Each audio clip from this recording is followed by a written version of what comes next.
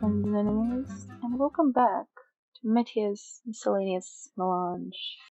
Today we're talking about terminology in comics and sequential art. I often hear people say things like, I don't read comics, I read manga, or I don't read comics, I read webtoons, or I don't read comics, I read graphic novels, and all of these declarations drive me absolutely batty because every single one of these things is also, in fact, comics. One time I saw someone say they don't consider Watchmen a comic, and what I reflexively shouted at my computer screen was rather unladylike and not worth repeating here. So, what exactly is comics anyway? Scott McCloud came up with a tight and clear definition almost 30 years ago now in Understanding Comics. Juxtapose pictorial and other images in deliberate sequence, or sequential art for short. Nothing about genre or format or country of origin. There's two pictures next to each other on purpose, it's a comic. Even picture books can qualify as comics if that's how they're intended to be read. The word comics is not exclusive to Batman or Superman, not copyrighted by Marvel or DC. Anything that fits this definition is a comic. Manga and webtoons too. What this definition does exclude, however, as Scott McCloud himself points out, is single-panel cartoons such as Family Circus, because those are not a sequence of visuals, but one picture. So, if that's what a comic is, what's a graphic novel? Will Eisner coined the term graphic novel to market his book A Contract with God back in the 70s, before such a thing was really widespread. It was a way to distinguish the serious adult-oriented work from his serial adventure comic The Spirit, as well as to distinguish its format of a single prose novel-sized volume of more than 100 pages from serialized strips and floppy 32-page booklets.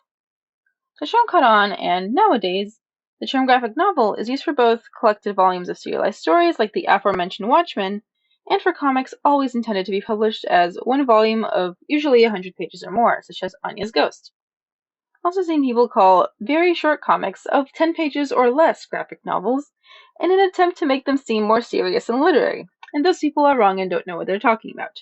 Anyway, graphic novels today are not restricted to serious adult literary material, and in fact, most popular and best-selling graphic novels on the market are those for young readers between ages 8 and 12. It doesn't make the format inherently juvenile, but that is where the comics industry is at now, in that regard. But what about comics published digitally? First of all, those are still comics, and they can still be printed and collected in a graphic novel format, to varying degrees of success. A webtoon, though, is a specific format of digital comic. Webtoons are comics in which the panels are arranged vertically instead of in the rectangular shape of a print book page, intended to be easily read on smartphones. They don't have to be hosted on Webtoon TM, but can also be found on Tapas, Manta, Tappytoon, or a whole host of other platforms I never heard of. The format was popularized in South Korea, but is now used by creators all over the world. The history of the vertical scroll format is actually really interesting, and there's an article on the Comics Journal that I'm going to link to in the description about that. Did you know that the first vertical scrolling comic in Korea to become popular was actually created in 2002, years before smartphones even became a thing? I think that's neat. Anyway, I heard somewhere that comics from Korea were called something else? Yes. Korean comics, both print and digital, are called manhwa, with a W. Chinese comics are called manhwa, with a U.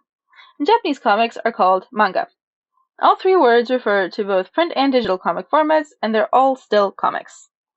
The outlets I write for require that when talking about manga, the reviewer refers to it as a comic at least once in the article, to make it clear that manga is not something separate from comics as a concept.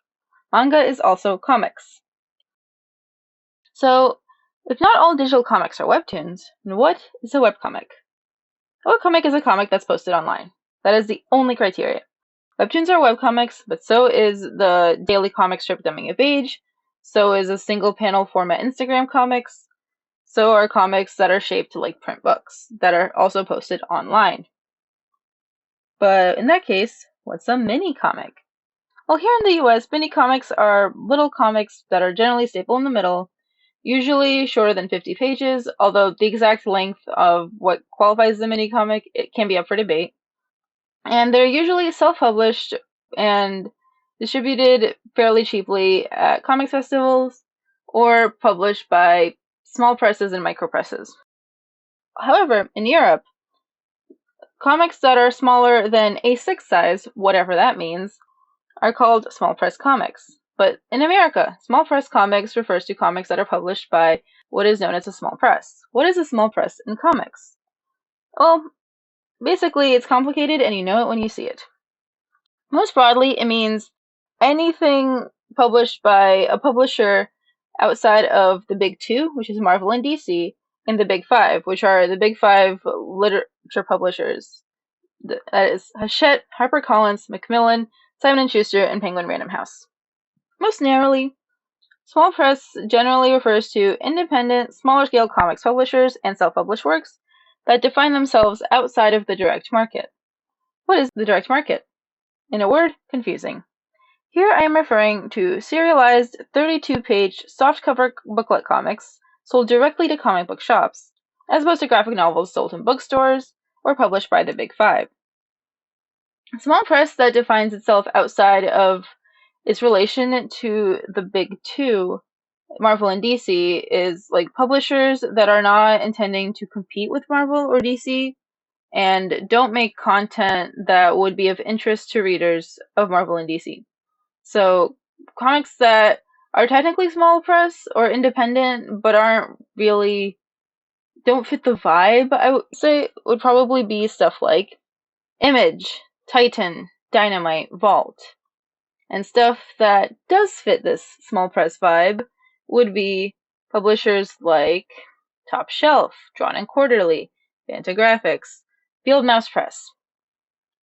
There's a huge variety in the types of stories that all of these publishers tell and the kind of comics they all create, but some of them seem to feel a solidarity more with one group than the other. Well, if we're talking about different types of things that can be published, then what is a zine? Well, a zine is the only thing that we mentioned so far that is not necessarily comics. What a zine is complicated, and you should read the Women Write About Comics roundtable discussion about zines that I will link to in the description instead of listening to me talk about it.